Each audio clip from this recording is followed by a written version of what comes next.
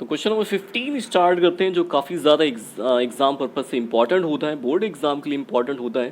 तो चलिए स्टार्ट करते हैं। क्वेश्चन नंबर 15 कैसे इसको सॉल्व करेंगे एक इजी मेथड से। तो in an equilateral triangle AB D is a point on the side BC such that BD is 1/3 of the BC। Prove that करना है यहाँ पे 980 square is equal to 7AB square.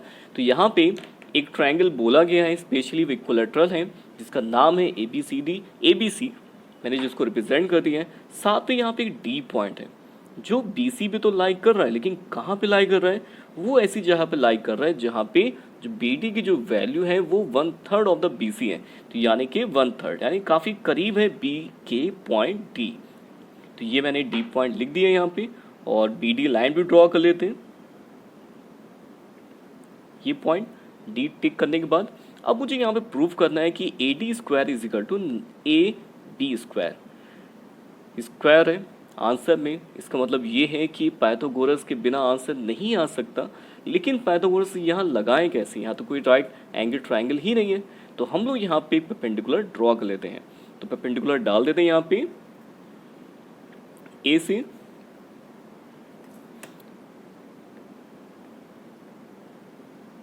लेकिन हम लोग जानते हैं कि इक्विलेटरल ट्रायंगल एक ऐसा ट्रायंगल होता है जिसपे सारी साइड तो इक्वल होती हैं, लेकिन किसी भी वर्टेक्स से किसी दूसरी साइड पे कोई परपेंडिकुलर ड्रॉ करते हैं वो हमेशा मीडियन होती है।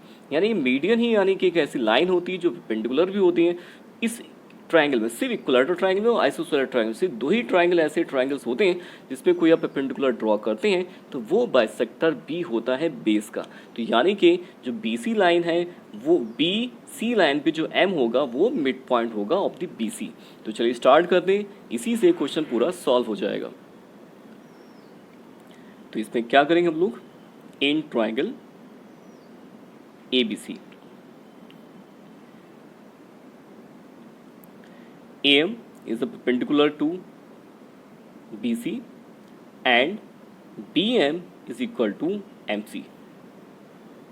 ये तो परपेंडिकुलर ड्रॉ किया था मैंने, साथ में ड्रॉ करने से मुझे M पॉइंट मिड पॉइंट मिल गया किसका, BC का। इसका मतलब ये है कि BM जो होगा MC के इक्वल हो जाएगा। और साथ में गिवन क्या है यहाँ पे कि BD जो होगा 1/3 होगा BC का। तो चलिए स्टार्ट करते लगाते हैं सिर्फ पाइथागोरस, जिसके जरिए आंसर आ जाएगा। तो आपको करना है क्या है, इसमें जितने भी ट्रायंगल दिख रहे हैं इसमें लगानी पाइथागोरस। आंसर के अकॉर्डिंग सोचा जाए तो मुझे AD चाहिए, तो AD ट्रायंगल मुझे लेना पड़ेगा जिसमें AD है, और मुझे AB चाहिए आंसर में, मीन्स मुझे ऐसा ट्रायंगल चाहिए जिसमें AB आ जाए। AC नहीं चाहिए, इसका मतलब ये है कि मुझे उस साइड नहीं जाना है, मुझे सिर्फ इस साइड रहना है, और इन दोनों ट्रायंगल में लगा देनी है पाइथागोरस। तो चलिए लगाते हैं इसमें पाइथागोरस। इन ट्रायंगल ABM में लगाता हूँ सबसे पहले। तो ABM में लगाते हैं बाई पाइथागोरस थ्योरम। तो पाइथागोरस थ्योरम के अकॉर्डिंग ये 90 डिग्री तो हमारे पास है एंगल, तो इसके सामने कौन सी हाइपोटेन्यूज होगी, AB होगी। तो means AB square AM square is the perpendicular and the base is BM square. तो बस अभी यहाँ पे छोड़ दीजिए, कुछ भी ना करिए। इसके बाद आते हैं नेक्स्ट ट्रायंगल में, ट्रायंगल जिसमें AD चाहिए, तो ADM लेते। ट्रायंगल लेना राइट एंगल ट्रायंगल है तभी तो पाइथागोरस लगा सकते हैं। इसके बाद फिर से लगाते हैं बाई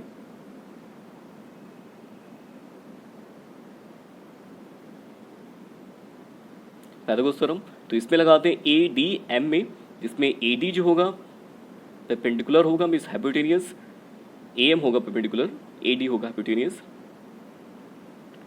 तो ये सेकंड कंडीशन हो गई। इतना ले जाने के बाद मुझे अब आंसर लेके आना है, LHS RHS इक्वल दिखाना है। तो सबसे पहले ऐसा करते हैं, टेक कर लेते हैं इसका LHS, टेकिंग LHS। तो LHS के अकॉर्डिंग मुझे यहाँ पे 9AD स्क्वायर चाहिए। तो 9AD स्क्वायर तो हो गया, टेक कर लिया।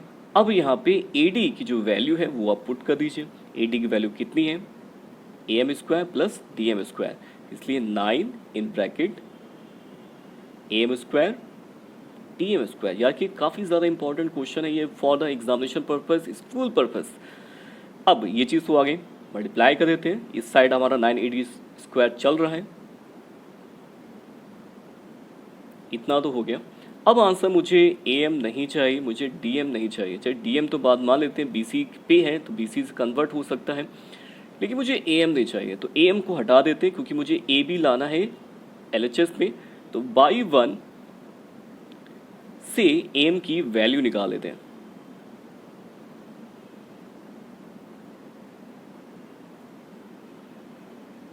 ये वैल्यू मैंने यहाँ पे निकाल ली ए एम की फ्रॉम फर्स्ट इक्वेशन। इसको यहाँ पुट कर देते हैं, पुट इन। इस साइड 9 ए डी स्क्वायर चल रहा है ऑलरेडी, 9 ए एम की वैल्यू यहाँ पुट कर देते हैं, जिससे ए बी हमारे पास आ जाएगा। और ए बी आंसर में लाना भी है, ये डी एम है। ब्रैकेट ओपन कर लेते हैं, 9 A B square 9 B M square plus D M square. A B तो हमारे पास आ चुका है जो आंसर लाना था। अब हम लोग क्या करें ताकि बाकी जगह भी ए बी आ जाए, तो हम लोग कन्वर्ट करेंगे। कन्वर्ट बहुत ईजिली कर सकते हैं क्योंकि हमारे पास बी एम है, डी एम है, इन सबको कन्वर्ट करना है, तभी आंसर हमारा यहाँ पे आ जाएगा। इसके बाद हम लोग आते हैं डायग्राम में। तो डायग्राम में बी एम लाइन, तो बी एम जो है, एम तो मिड पॉइंट है, जब मिड पॉइंट है तो बी एम जो होगा बी सी का हाफ होगा, क्या नहीं? बी एम जो होगा बी सी का हाफ होगा क्योंकि M is the mid point. तो जब एम मिड पॉइंट है तो बी सी का हाफ जो होगा बी एम के बराबर होगा। तो बी सी तो यहाँ पुट कर सकते हैं। आप सोचेंगे बी सी में कन्वर्ट क्यों कर रहा हूँ? क्योंकि मुझे आंसर चाहिए ए बी में चाहिए। आंसर किस में चाहिए? ए बी में चाहिए। और ए बी लाइन जो होगी बी सी के इक्वल होगी, क्योंकि ट्राइंगल हमारा कैसा है? इक्वलेटर ट्राइंगल है, सारी साइड इक्वल है। जब सारी साइड इक्वल है तो अगर मैंने बी सी में कन्वर्ट कर दिया इस क्वेश्चन को, तो उसको ए बी में बाद में लिख के ए बी में आंसर लाया जा सकता है। तो इसलिए मेरा टारगेट यहाँ पे बी सी है कि बी सी में कैसे कन्वर्ट करें। तो ये तो बी सी में कन्वर्ट हो गया। अब आते हैं डी एम को कैसे कन्वर्ट करें। तो डी एम को कन्वर्ट करने के लिए थोड़ा सा लंबा प्रोसीजर है, उसको देखिएगा। तो डी एम को कैसे मैं कन्वर्ट करता हूँ। तो डी एम को कन्वर्ट करने के लिए मैं डी एम को B M minus B D लिख सकता हूँ। देखिए ये लाइन हमारे पास थी D M is equal to B M में से अगर मैं बी डी घटा दूंगा तो डी एम आ जाएगा। और बी एम किसके इक्वल है? बी एम पता है बी सी के हाफ के इक्वल है। और बी डी किसके इक्वल है? ये हमारे पहले से गिवन था कि 1/3 है बी डी। तो बी डी की वैल्यू मुझे यहाँ मिल गई, तो बी डी में पुट कर सकता हूँ बी सी का थर्ड पार्ट। यहाँ ले लेते हैं एलसीएम, तो कितना आ जाएगा? 3 B C minus 2 B C. Result आ गया यानी कि बी सी अपॉन 6। ये किसके इक्वल आ गया? डीएम के। तो यानी मुझे दो वैल्यूज मिल चुकी हैं जो मुझे यहाँ पुट करनी है। तो चलिए इनमें पुट कर देते हैं। तो बी एम कितना था? B C. याद रखिएगा स्क्वायर लगाए तो बाहर आप ब्रैकेट पे स्क्वायर लगाएंगे। तो बस अब ज़्यादा कुछ नहीं करना है, सिर्फ सिंप्लीफाई करना है और आंसर हमारा आ जाएगा।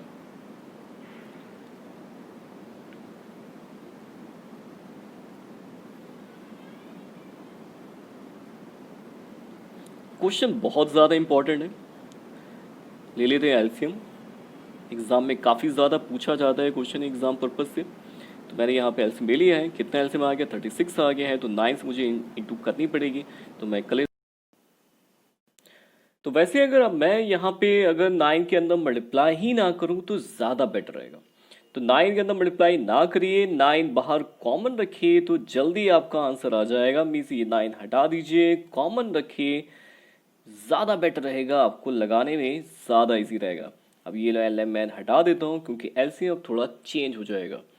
तो यहाँ पे आ चुका है 9 ए बी स्क्वायर माइनस का बी सी स्क्वायर अपॉन 4 प्लस बी सी स्क्वायर अपॉन 36। आपको बस अब करना क्या है? ले लेना है एलसीएम 36।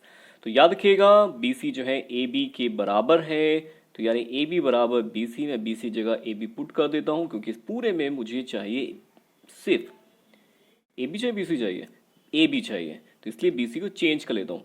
तो यहाँ पे कितना आ जाएगा? एलसीएम 36 हुआ तो 36 A B square minus 9 A B square, क्योंकि मैं बी सी की जगह पे ए बी पुट कर रहा हूँ क्योंकि सारी साइड इक्वल है। तो बाकी ए बी स्क्वायर, तो बस अब इसको सिंप्लीफाई कर लेंगे और आंसर आ जाएगा। तो ये हमारे पास वैल्यू आ चुकी है 9/36। ऊपर सब्ट्रैक्ट और एडिशन सब कर लेते हैं, तो कितना आ जाएगा? 36 प्लस ए बी, तो यानी कितना? 37 minus 9 is 28 A B square upon 36। 36 तो बाहर निकाल चुके हैं, दोबारा लिखने की ज़रूरत नहीं है। अब आपको करना है क्या, सिर्फ सिंप्लीफाई करना और आंसर हमारा आ जाएगा। तो किससे डिवाइड हो रहा है ये हो रहा है हमारे पास 4 से, 4 9 ज़ा, 4 7 ज़ा और 9 9 9 1 ज़ा 9। तो 7ab² आपका आंसर आ गया, जो मुझे यहाँ पे लेके आना था। तो ये कंप्लीट होता है, किसके इक्वल है ये 9ad², इसके इक्वल टू चल रहा था। तो ये थोड़ा सा वैल्यू चेंज करने में थोड़ा सा है, जो आपको सीख लेना है कैसे कन्वर्ट करना है, जो मैंने बताया है इसको कॉपी पे लिख लीजिए। तो चलिए स्टार्ट करते हैं नेक्स्ट क्वेश्चन।